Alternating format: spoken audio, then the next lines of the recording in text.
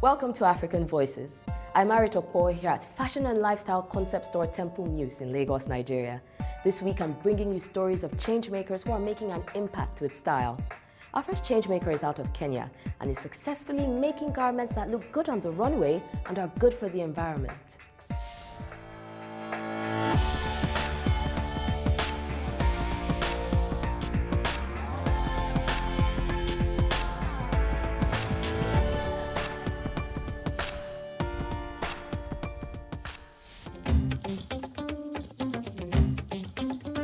This is like my new favorite color.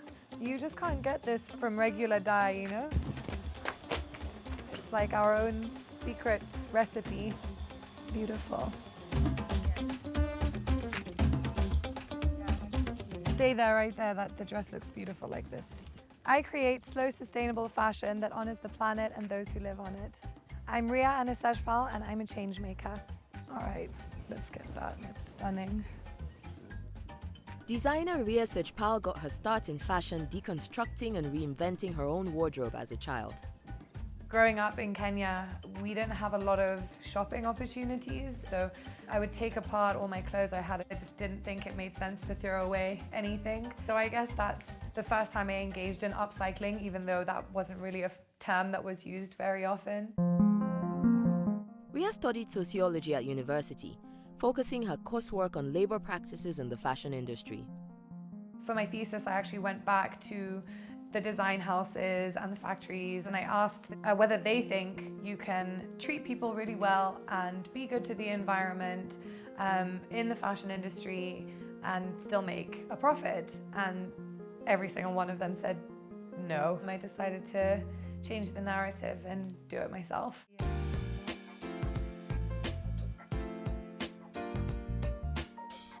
In 2017, Ria launched her environmentally and socially conscious fashion label, Lila Barry.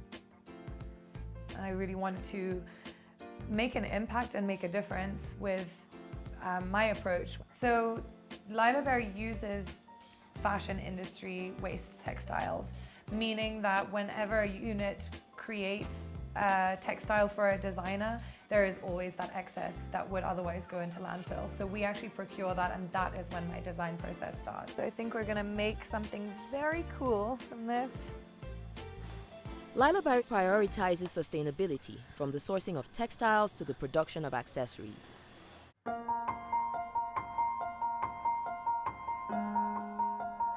So this dress is entirely made from waste. So the velvet itself was going to be thrown into landfill. The little details, the drawstring, even inside the pocket.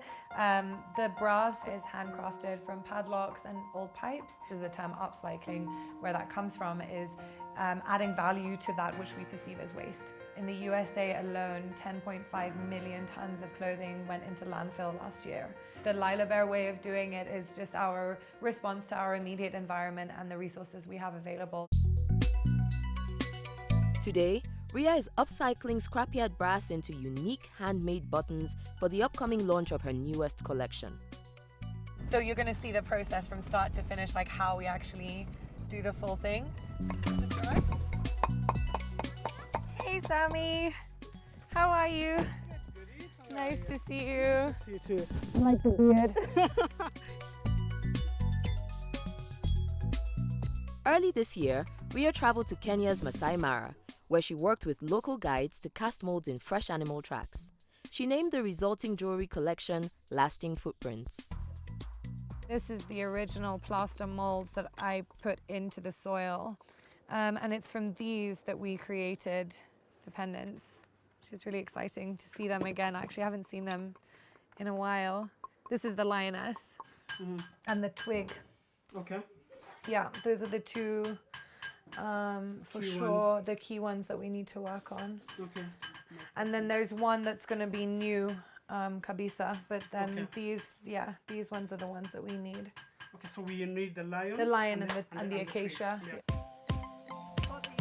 Those necklaces were made from old padlocks, pipes, sinks, doorknobs. So we procure those materials from the scrapyard and we give them a new life in the workshop, and now we're using the footprints and those original casts to recreate them into buttons that are going on the clothing this season.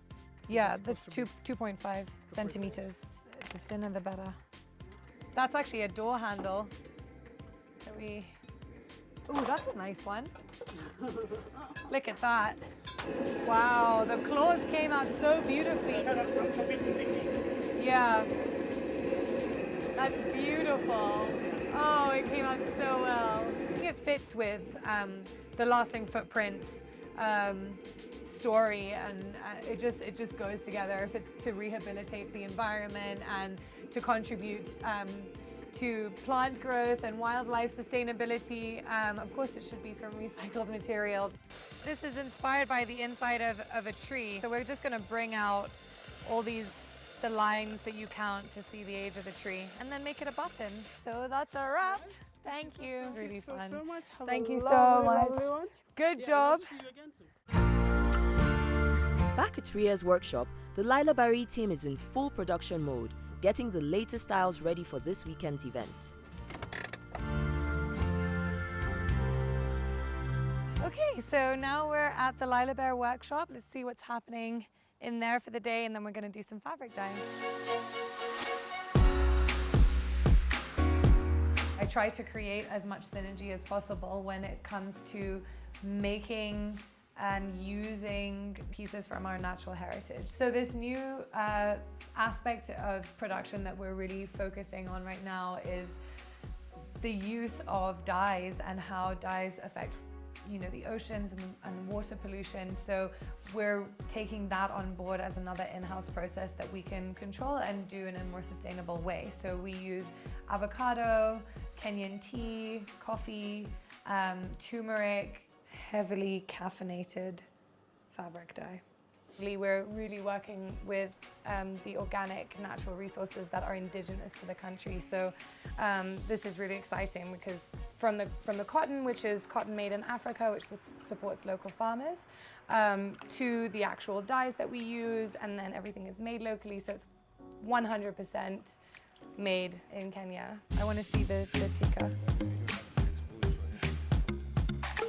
The next step in preparation for the upcoming launch is a fashion shoot for the new collection. Okay, close your eyes. So we are currently shooting the Spring/Summer 2020 Laila Bear campaign. The whole theme of the shoot is no labels.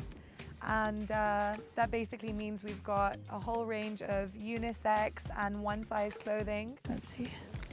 So the campaign shoot is a really important part of this entire process, because this is what we will be sharing with the world as the announcement that the collection is being launched. Chin down a little bit. Beautiful, Junior. See what we get. The photo shoot is the first time that you see the clothes being brought to life and being worn and being interacted with in a way that's not set in our workshop. And then actually, just lean on her like that. That's lovely. So after going back and forth to the drawing board and perfecting each style, the photo shoot is really just a huge celebration of seeing people engage and wear it. Keep your face there and then look directly at the camera. Ooh, super cool. Yeah, I think we got it, we're good.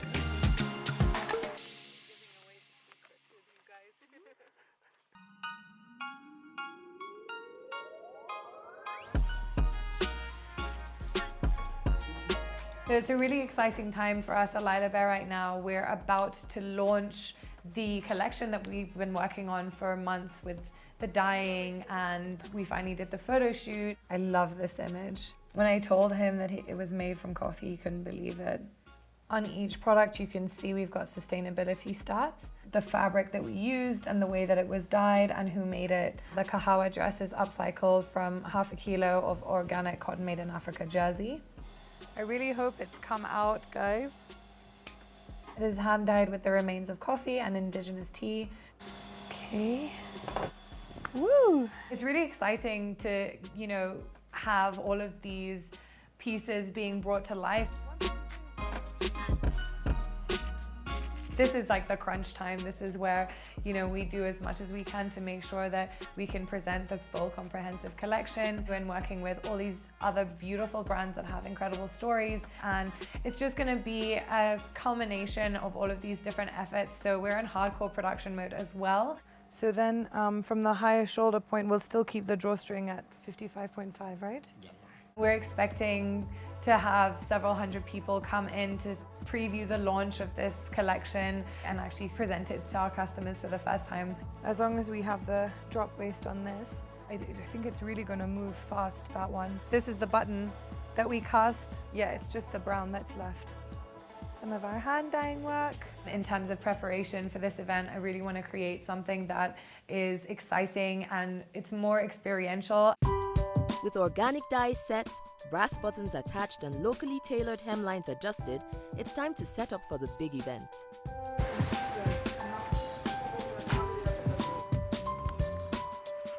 In order for today to come together, we've got to coordinate 5 different brands coming together, and we are all launching new products. So the next step is to get the stock into the boutique looking fantastic. There's an element of kind of piecing together with cohesion in terms of the visual merchandising and things. So that's the big challenge today, I guess, is how do you take 5 different ethos and just sort of combine them to make one cohesive story. It's gonna be a fun weekend. I can feel it.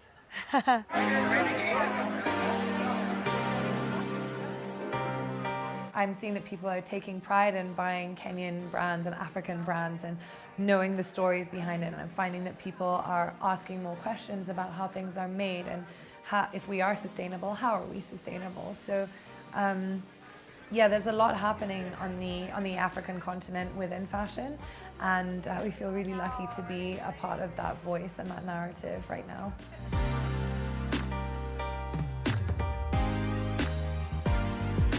There is a huge aspect of body positivity integrated into the Lila Bear philosophy, and it really comes from my own experiences going into shops and really placing a lot of meaning on the sizing labels that come with those clothes.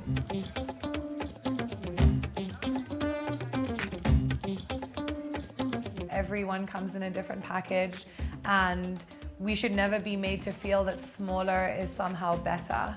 So the idea is really to have items of clothing in your closet that can adjust and adapt to your ever-changing body without having to look at that sizing label and think, oh yay, I fit into this today. It's more about feeling good in the skin that you're in, and the clothes that you wear should support you in that. So whenever someone wears a Lila Bear piece, I want them to feel good about who they are and the skin that they're in, to feel completely liberated and uninhibited. And when they're making that choice to buy the Lila Bear piece, they're knowing that they're making a significant impact that's positive on the environment and the community that made the pieces.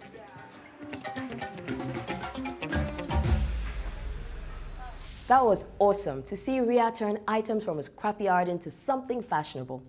Our next changemaker turned to the members of his community to help him create a fashion statement inspired by an age-old tradition.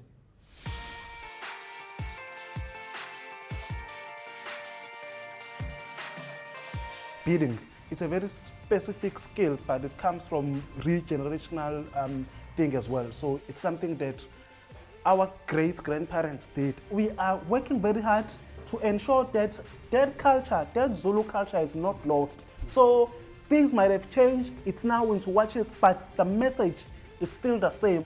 I am expressing love through beads by bringing the communities together. My name is Lunga Ntuli from South Africa, and I'm a change maker.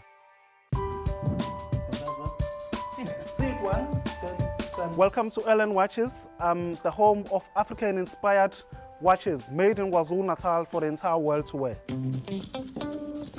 Morning. With the Zulu culture, back in the years, they used to call it the Zulu love letter, where they would write letters, to express how they feel about each other. But in our days, you can literally just use a watch to express this, that love. And then each beat, they tell a love language.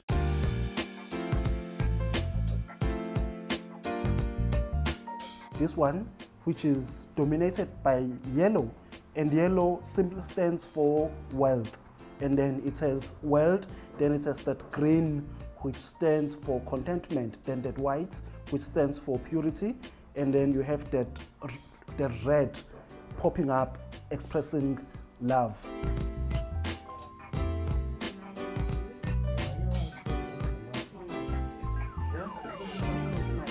This is my core Ellen team. They've been with me since we started.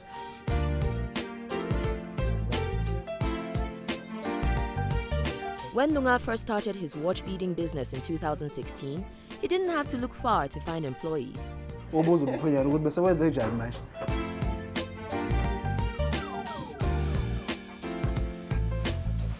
This is Cindy. We started working together 2 years ago.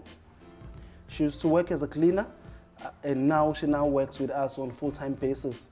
So that has been amazing seeing her grow. As we grow, as we expand, we'll be able to, Cindy can pass on this message now to the younger generation, and then probably in the next 5 years, Cindy will not be making these beats, but she'll be monitoring in terms of the quality of these beating. So this is where the vision, and that's where we want to be in the next 5 to 10 years.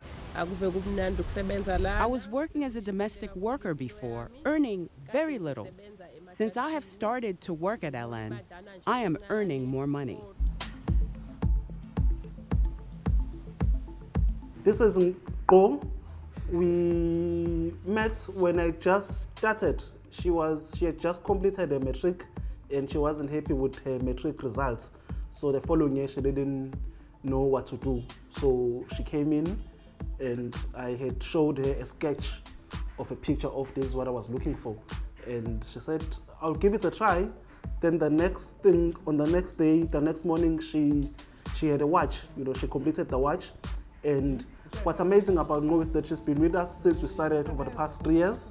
And she's the lady that did the watch for Archbishop Tutu. Seeing Desmond Tutu wearing my watch and taking off his expensive watch made us feel good and made us feel proud. It got us excited, and it's pushed us to continue doing what we are doing.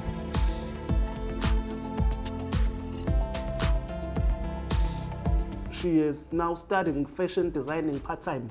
So it's good that, through the little money that she gets here at LN Watches, she's able to help herself, help her family, but again, also look into education as well. I had no direction in my life. LN Watches has helped me to achieve my dreams to go to fashion design school and motivated me to do better in my life. LN Watches is making great change in our communities with a permanent staff of 4 people. It's not just 4 people because there is 4 households, but within those 4 households, you have about an average of 9 to 10 people living in one house. Today, his team is finishing up a watch for a local icon, the famous singer Mbuso Khoza. So we are doing this watch for Mbuso Khoza. He's a well-respected man. He knows his story as far as history. The Zulu culture is concerned. He's a walking library, and we're looking forward to honoring him with an LN watch tomorrow.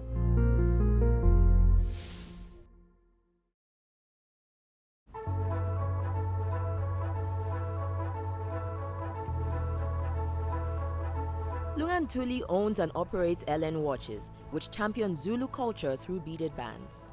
It's really humbling to see how the vision that was started in this community, the brand that began here, is now known throughout the country, throughout the world, and it's amazing when we look at how far we are still going.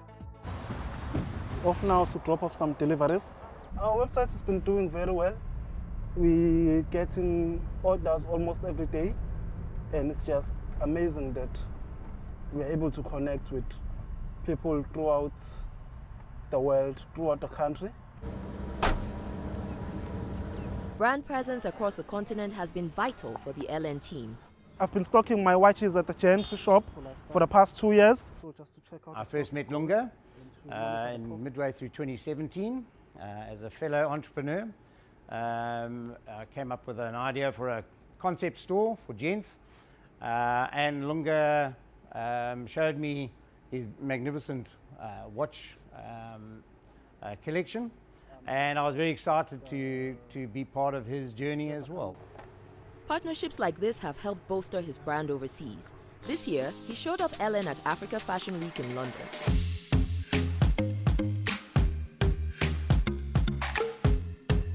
The London Fashion Week experience for me was amazing. I had never thought that I would exhibit there. So when we got there, just seeing different people from different countries, from different parts of Africa coming in, falling in love with our watches.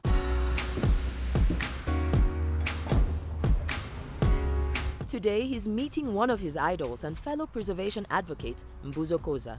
I'm here at Pet Center to meet Mbuzo, who is one of the icons in South Africa as far as culture and heritage is concerned. So I'm a bit nervous, and I'm excited that we're going to be delivering a personalized watch for him. So this is Bambanani time. My name is Lungantuli. I come from Ellen Watches, and I'm here to present to you with an Ellen African-inspired beaded watch, based on the work that you do, your ethics, your values, your deep love for our culture.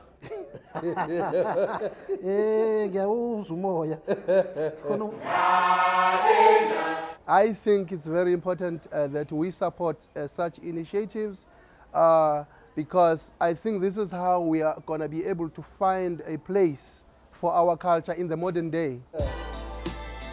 I really think such art forms will make intangible heritage more felt in the communities. A beautiful watch, man. Really thank you for coming through, and also we are going to support this initiative. The Ellen watches are the future. Yes. Yeah. Doing what I do, it's quite fun. It can be quite hectic at times, but you get to engage with a lot of people.